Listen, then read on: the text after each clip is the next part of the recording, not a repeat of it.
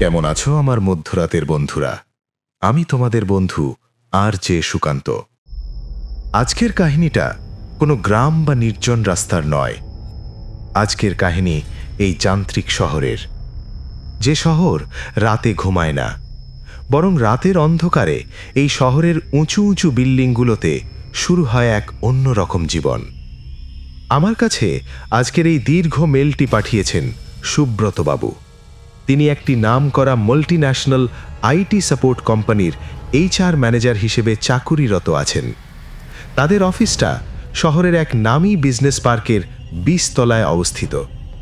যেহেতু তারা US ক্লায়েন্টের সাথে কাজ করে, তাই তাদের শিফট শুরুই হয় রাত 9টায় আর চলে ভোর পর্যন্ত।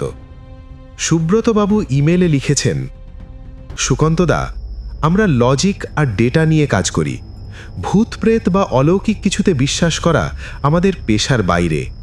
কিন্তু আমার কলিগ রাশেদ, যাকে আমি গত 5 বছর ধরে চিনি, তার সাথে যা ঘটেছে তা দেখার পর আমি আর আমার যুক্তি দুটোই হার মানতে বাধ্য হয়েছি।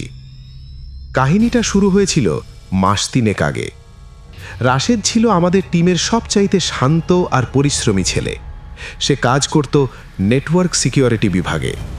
পুরো 20 তলা জুড়েই আমাদের অফিস, কিন্তু সেই বিল্ডিংয়ের 13 তলাটা রহস্যজনকভাবে সব সময় বন্ধ থাকে।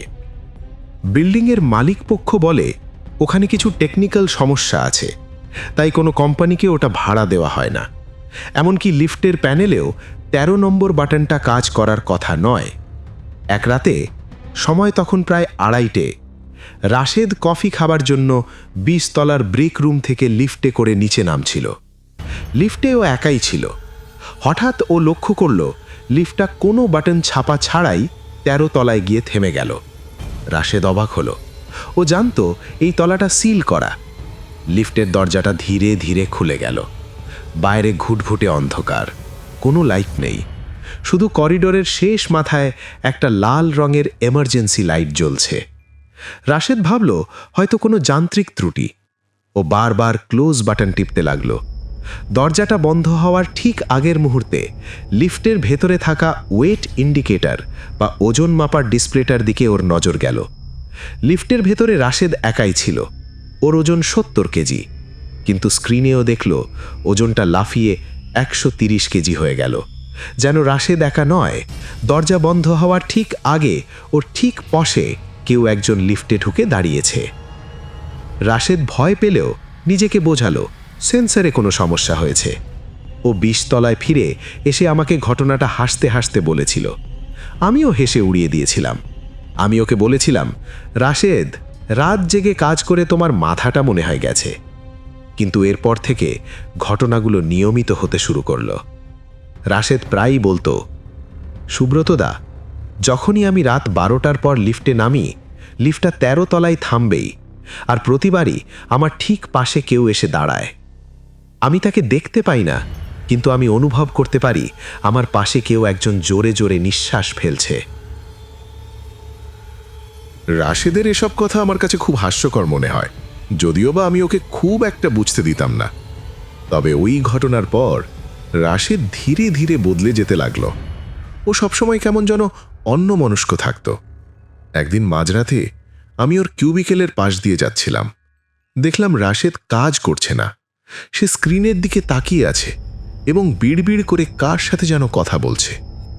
আমি জিজ্ঞেস করলাম, রাশেদ, কার সাথে কথা বলছো? ও আমার দিকে তাকালো। ওর চোখের নিচে তখন গাঢ় কালি। ও বলল, দেখছেন না সুব্রতদা, এই যে ইনি, যিনি প্রতিদিন লিফটে আমার সাথে ওঠেন, উনি বলছেন 13 তলায় নাকি ওনার খুব একা লাগে। উনি চান আমি যেন ওনার সাথে নিচে গিয়ে বসি। আমার গায়ের লোম খাড়া হয়ে গেল, কারণ রাশেদের পাশে কেউ ছিল না। সেখানে ছিল শুধু একটা খালি চেয়ার। কিন্তু আমি লক্ষ্য করলাম ওই জায়গাটাতে যেন অস্বাভাবিক রকম ঠান্ডা, ঠিক যেমন বরফ রাখা ঘরে ঢুকলে যেমন মনে হয়। সেই রাতে আমি রাশেদকে জোর করে বাড়ি পাঠিয়ে দিই। কিন্তু যাওয়ার সময় লিফটের সামনে দাঁড়িয়ে ও যা করল তা আমি জীবনেও ভুলব না। রাশেদ লিফটের বোতাম টিপল, দরজা খুলল। ও ভেতরে ঢোকার পর আবার সেই এক কোণায় সরে দাঁড়ালো, যেন কাউকে ভেতরে আসার জায়গা করে দিচ্ছে। তারপর ও শূন্য বাতাসের দিকে তাকিয়ে বলল, আসুন, আজ আমার কলিগ সাজটা আছে। আমি আর সাহস পাইনি ওর সাথে ওই লিফটে ওঠার। আমি সিঁড়ি দিয়ে হেঁটে নিচে নেমেছিলাম। পরদিন সকালে আমি সিসিটিভি কন্ট্রোল রুমে গেলাম। আমি গত রাতের ফুটেজটা দেখতে চাইছিলাম। আমি ফুটেজে দেখলাম রাশেদ একা লিফটে ঢুকছে, লিফটটা 13 তলায় থামছে, দরজা খুলছে, কিন্তু কেউ ভেতরে ঢুকছে না। অথচ লিফটের কোনায় রাখা একটা হ্যান্ড স্যানিটাইজারের বোতল হঠাৎ করে দুমড়ে গেল, ঠিক যেন কেউ ওটার উপর ভারী কিছু দিয়ে চাপ দিয়েছে। আমি বুঝতে পারলাম রাশেদ কোনো মানসিক রোগে আক্রান্ত নয়, ওর সাথে সত্যি এমন কিছু আছে যা আমরা দেখতে পাচ্ছি না, কিন্তু সেটা রাশেদকে দিনে দিনে শেষ করে দিচ্ছে। সুকান্তদা, এরপর যা ঘটল তা আমাদের অফিসের ইতিহাসে সবচাইতে ভয়ঙ্কর ঘটনা হয়ে থাকল। সেই ঘটনার পর অফিসে একটা চাপা গুঞ্জন ছড়িয়ে পড়ল। রাশেদকে নিয়ে ম্যানেজমেন্ট চিন্তায় পড়ে গেল। একজন ভালো এমপ্লয়ি এভাবে নষ্ট হয়ে যাচ্ছে, এটা কেউ মেনে নিতে পারছিল না। কিন্তু রাশেদ কাজ ছাড়তে রাজি ছিল না। তার মতে ওনারা আমাকে যেতে দেবে না সুব্রতদা। আমি ভাবলাম রাশেদ হয়তো হ্যালুসিনেশনে ভুগছে। তাকে লজিক দিয়ে বোঝানোর জন্য আমি ঠিক করলাম এক রাতে আমি নিজেই ওর সাথে ওভারটাইম করব এবং ওর সাথেই ওই লিফটে করে নিচে নামব। সেদিন ছিল বৃহস্পতিবার। পুরো অফিসে আমরা দুজন ছাড়া আর কেউ নেই। রাত তখন 1:45। বাইরে অঝোরে বৃষ্টি পড়ছে। বিজলি চমকালে 20 তলার কাঁচের জানালা দিয়ে পুরো শহরটাকে কেমন যেন কঙ্কালসার মনে হয়। রাশেদ ও ডেস্কে বসে এক মনে টাইপ করছিল। আমি ওর পেছনে গিয়ে দাঁড়ালাম। হঠাৎ দেখলাম ও টাইপ করছে না। কিবোর্ডের ওপর ওর হাত দুটো থরথর করে কাঁপছে। আমি ওর স্ক্রিনের দিকে তাকালাম। ওখানে একটা ওয়ার্ড ফাইল খোলা। তাতে হাজার হাজার বার শুধু একটা বাক্যই লেখা, 13 তলায় কেউ নেই, 13 তলায় কেউ নেই। আমি ওর কাঁধে হাত রাখলাম। রাশেদ চমকে উঠে আমার দিকে তাকালো। ওর চোখের মণিগুলো তখন একদম ছোট হয়ে গেছে।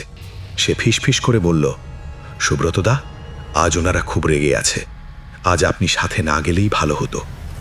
আমি সাহস সঞ্চয় করে বললাম, কোনো ভয় নেই রাশেদ, চলো আজ দেখি কি হয়। আমরা লিফটের সামনে গিয়ে দাঁড়ালাম। লিফটটা ছিল একদম কর্নারের দিকে। বোতাম টিপতেই লিফটের পাল্লা খুলে গেল। ভেতরে উজ্জ্বল এলইডি লাইট, একদম ঝকঝকে আধুনিক লিফট। আমরা ভেতরে ঢুকলাম। আমি গ্রাউন্ড ফ্লোরের বাটন প্রেস করলাম। লিফট নামতে শুরু করল। 19, 18, 17। আমার বুকটা তখন দুরু দুরু কাঁপছে। ঠিক 16 তলা পার হওয়ার পর লিফটের ডিসপ্লেতে থাকা নম্বরটা কাঁপতে শুরু করল। 15 তলা পার হতেই লিফটটা হঠাৎ একটা প্রচণ্ড ঝটকানি খেল। মনে হলো ওপর থেকে কেউ লিফটের কেবিলটা ধরে সজোরে টান দিয়েছে। তারপর লিফটটা ধীর গতিতে এসে থামল 13 তলায়। আমার হাত তখন ঘামতে শুরু করেছে। দরজাটা নিচ থেকে খুলে গেল। বাইরে সেই চিরচেনা অন্ধকার, কিন্তু এবার একটা পরিবর্তন ছিল। করিডোর থেকে একটা পচা মাংসের গন্ধ লিফটের ভেতরে ঢুকে পড়ল। রাশেদ হঠাৎ দেয়াল ঘেঁষে দাঁড়িয়ে গেল। সে যন্ত্রণায় চোখ বন্ধ করে বিড়বিড় করতে লাগলো, ওনার গায়ে ধাক্কা দেবেন না সুব্রতদা, প্লিজ সরে দাঁড়ান। আমি তখন সাহসের চরম সীমায়। আমি পকেট থেকে আমার স্মার্টফোনটা বের করে ভিডিও অন করলাম। ক্যামেরাটা চারপাশে ঘোরাতে লাগলাম, কিন্তু স্ক্রিনে কিছুই দেখা যাচ্ছিল না। ঠিক তখনই আমার হাতের ফোনটা হিমাঙ্কের মতো ঠান্ডা হয়ে গেল। হঠাৎ লিফটের ভেতর থাকা ওয়েট ইন্ডিকেটর বা ওজন মাপার ডিসপ্লেটা বিপ বিপ করে উঠল। আমাদের দুজনের ওজন মিলিয়ে হওয়ার কথা ছিল 145 কেজি, কিন্তু স্ক্রিনে জলজল করতে লাগলো 450 কেজি। তার মানে লিফটের ওইটুকু জায়গায় আমাদের সাথে অন্তত আরও 4-5টা অদৃশ্য সত্তা ঢুকে পড়েছে। লিফটের ভেতরে হঠাৎ শ্বাসকষ্ট শুরু হলো। মনে হচ্ছিল বাতাসের সব অক্সিজেন কেউ শুষে নিয়েছে। আমি দেখলাম লিফটের চকচকে স্টিলের দেয়ালে কুয়াশার মতো বাষ্প জমছে, আর সেই বাষ্পের ওপর 4-5 জোড়া হাতের ছাপ ফুটে উঠছে। হাতগুলো মানুষের মতো নয়, আঙুলগুলো অস্বাভাবিক লম্বা আর সরু। রাশেদ তখন হাউমাউ করে কাঁদছে। সে দরজার দিকে ইশারা করে বলল, সুব্রতদা, দেখুন, ওনারা সবাই আপনার দিকে তাকিয়ে আছে। ওনারা আপনার বডিটা পছন্দ করেছেন। আমি তাকিয়ে কিছুই দেখতে পাচ্ছিলাম না, কিন্তু অনুভব করছিলাম আমার কানের একদম কাছে কেউ একজন খুব ভারী নিঃশ্বাস ফেলছে, এতটাই কাছে যে আমার ঘাড়ের লোমগুলো সেই নিঃশ্বাসের বাতাসে নড়ছিল। সেই গলার আওয়াজটা ছিল অনেকটা শুকনো পাতা ঘষার মতো। নতুন, একদম নতুন। ঠিক সেই মুহূর্তে লিফটের আলোগুলো দপদপ করে নিভে গেল। পুরো লিফট ঘুটঘুটে অন্ধকার। আমি অন্ধকারে অনুভব করলাম কেউ আমার শার্টের কলার ধরে সজোরে টানছে। আমি চিৎকার করে উঠলাম। 10 সেকেন্ড পর যখন লাইট এলো, আমি দেখলাম রাশেদ লিফটের মেঝেতে অচৈতন্য হয়ে পড়ে আছে, আর আমার শার্টের কলারে পোড়া হাতের 5টা আঙুলের দাগ। লিফটটা সোজা গ্রাউন্ড ফ্লোরে গিয়ে থামল। দরজা খুলতেই আমি রাশেদকে কোনো রকমে টেনে হিঁচড়ে বাইরে বের করলাম। বাইরে তখন বৃষ্টি থেমে গেছে। আমি হার্ট অ্যাটাক করার মতো অবস্থায় ছিলাম। পরদিন থেকে রাশেদ আর অফিসে আসেনি। শুনলাম ও একদম পাগল হয়ে গেছে। ওর মা বাবা ওকে চেন্নাইয়ের একটা মেন্টাল হসপিটালে নিয়ে গেছেন। সেখানে নাকি ও সারাদিন দেয়ালের দিকে তাকিয়ে থাকে, আর মাঝে মাঝে লিফটের বাটন প্রেস করার মতো করে শূন্যে হাত চালায়। ওই ঘটনার পর অফিস ম্যানেজমেন্ট তড়িঘড়ি করে 13 তলার দরজাগুলো ইটের দেয়াল দিয়ে গেঁথে দিয়েছে। কিন্তু তাতে আর কি সমাধান হয়? সুকান্ত দা, আসল আতঙ্ক তো তখন শুরু হলো যখন রাশেদ যাওয়ার 1 সপ্তাহ পর আমি আবার একা লিফটে উঠলাম। রাশেদ চলে যাওয়ার পর অফিসটা কেমন যেন থমথমে হয়ে গেল।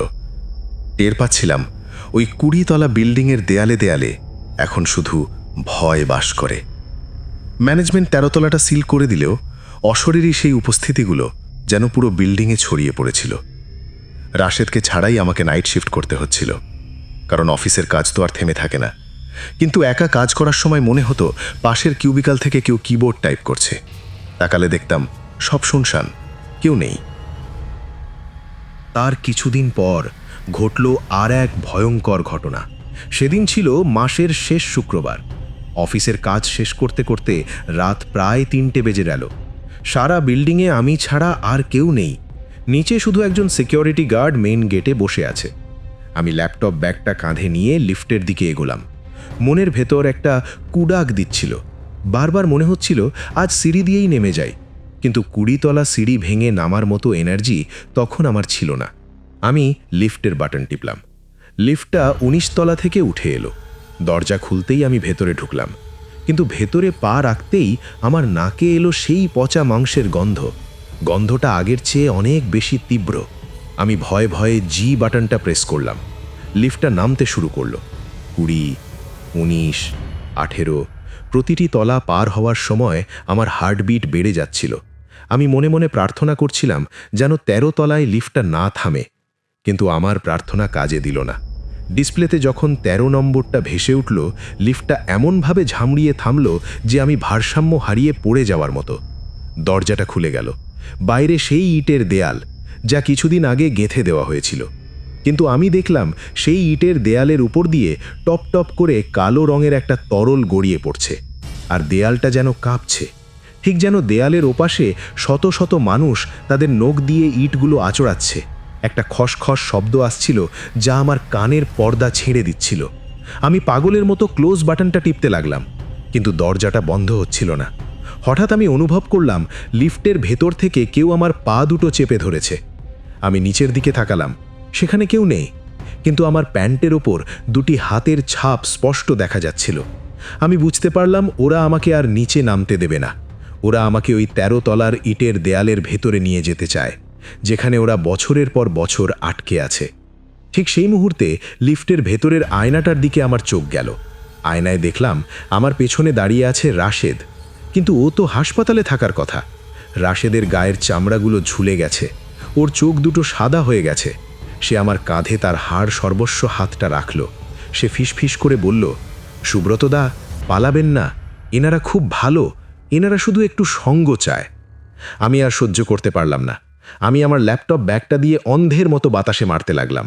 হঠাৎ লিফটের দরজাটা সজোরে বন্ধ হয়ে গেল। লিফটটা অবিশ্বাস্য গতিতে নিচের দিকে নামতে শুরু করলো।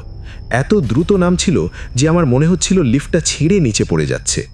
গ্রাউন্ড ফ্লোরে যখন দরজা খুলল, আমি আছড়ে প্ল্যাটফর্মে পড়ে গেলাম। সিকিউরিটি গার্ড দৌড়ে এলো। সে আমাকে দেখে চিৎকার করে উঠল, সুব্রতবাবু, আপনার মুখ দিয়ে রক্ত বেরোচ্ছে কেন? আমি আয়নায় তাকালাম। দেখলাম আমার গালের ওপর কেউ যেন নখ দিয়ে লম্বা করে আছড়ে দিয়েছে, আর আমার কানে তখনও সেই মন্ত্রটা বাজছিল, ও তো চলে গেছে, এবার তুমি চলো। সুকান্তদা, সেই রাতের পর আমি আর ওই অফিসে যাইনি। আমি আমার চাকরি ছেড়ে দিয়েছি, কিন্তু আতঙ্ক আমার পিছু ছাড়েনি। বিশ্বাস করো, আমি এখন নিজের বাড়ির লিফটেও উঠতে ভয় পাই। এমনকি বাথরুমে ঢুকে যখন আয়নায় তাকাই, আমার মনে হয় আমার পেছনে কেউ একজন দাঁড়িয়ে আছে। মাঝে মাঝে মাঝরাতে আমার ফোনে ভাইব্রেশন হয়। স্ক্রিনে তাকিয়ে দেখি কোনো নম্বর নেই, শুধু লেখা ওঠে ফ্লোর 13। বন্ধুরা, সুব্রতবাবুর মেইলটা এখানেই শেষ হয়েছে, কিন্তু আমার ভয়টা অন্য জায়গায়। তোমরা যারা এখন বড় কোনো অ্যাপার্টমেন্টে বা অফিসে আছো, যাদের লিফট রাত বিরেতে একা ব্যবহার করতে হয়, একবার চেক করে দেখো তো তোমার ঠিক পাশে কেউ দাঁড়িয়ে নেই তো। হয়তো তুমি তাকে দেখতে পাচ্ছ না, কিন্তু লিফটের আয়নায় ভালো করে তাকালে হয়তো তোমার পাশে কারো উপস্থিতি ঠিকই টের পাবে। তাই বলি কি, লিফটে যখন একা থাকবে, সাবধান, হয়তো তুমি একা নও। তো বন্ধুরা, সবাই ভালো থেকো, সাবধানে থেকো, আর নাইট শিফট করার সময় লিফটের আয়না থেকে চোখ সরিয়ে রেখো। দেখা হবে পরের কোনো রহস্যময় রাতে। আর আজকের এপিসোডটি ভালো লাগলে কমেন্ট করে জানিও। তোমার বন্ধুদের সাথে শেয়ার করতে ভুলে যেও না একদম। আমি তোমাদের বন্ধু আর যে সুকান্ত আজ বিদায় নিচ্ছি। শুভরাত্রি।